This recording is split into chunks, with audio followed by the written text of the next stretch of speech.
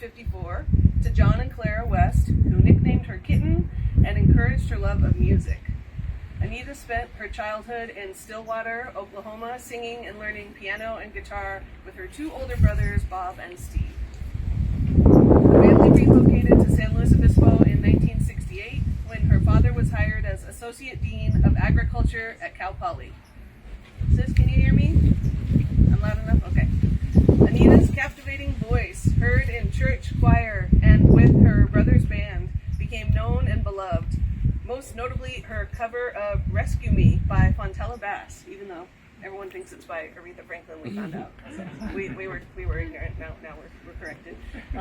After graduating from San Luis Obispo Senior High School in 1972, she studied music at Chico State and later poetry and songwriting with Allen Ginsberg and Ted Berrigan at the Jack Kerouac School of Disembodied Poetics, part of the Naropa Institute in Boulder, Colorado. Yes, I like the shaky for that. Yes. Real beatnik stuff.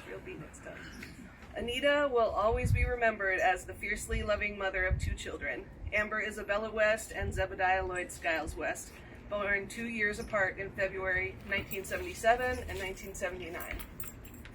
She encouraged and supported our creativity, intellect, and community involvement at Joan Merson's daycare, in San Luis Public Schools, through AYSO and city recreational sports, and more.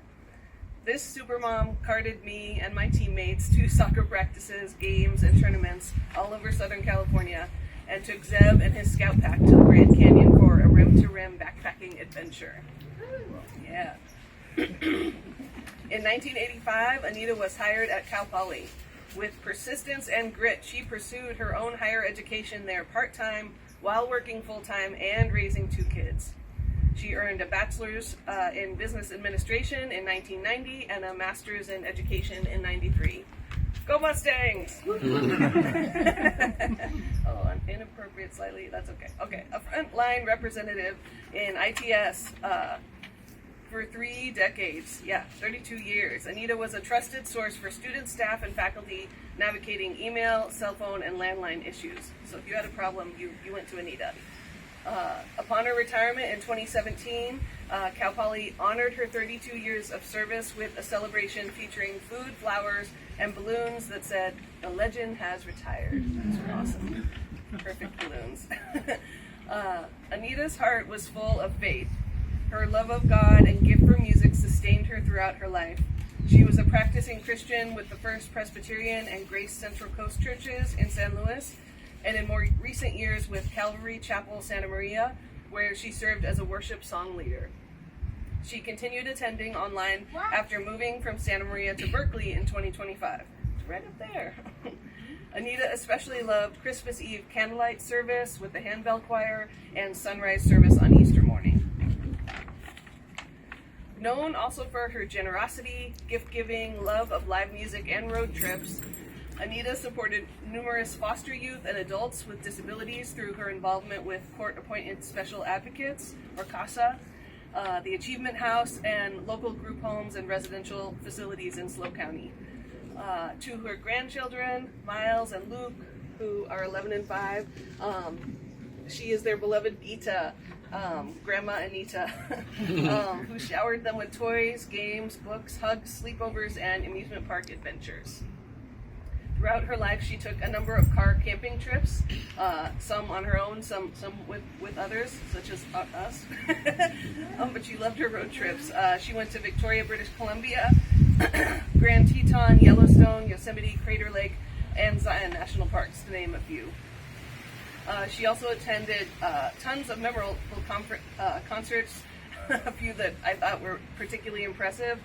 The Allman Brothers Band with Little Feat and Dave Mason Band at UC Santa Barbara in 1975. Bob Dylan and Tom Petty at the Mid-State Fair in Paso in 1986. That was one of our first concerts. Patti Loveless in Las Vegas in 2010.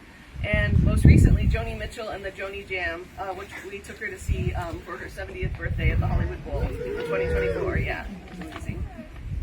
Anita was preceded in death by her eldest brother, Robert Bob Lee West, her parents, Dr. John Wyatt West and Clara Anita West, her sister-in-law, Deborah or Debbie West, several cherished dogs, Hannah and Mr. Jimmy, and numerous aunts, uncles, cousins, friends, and ancestors, all of whom she is reunited with in heaven.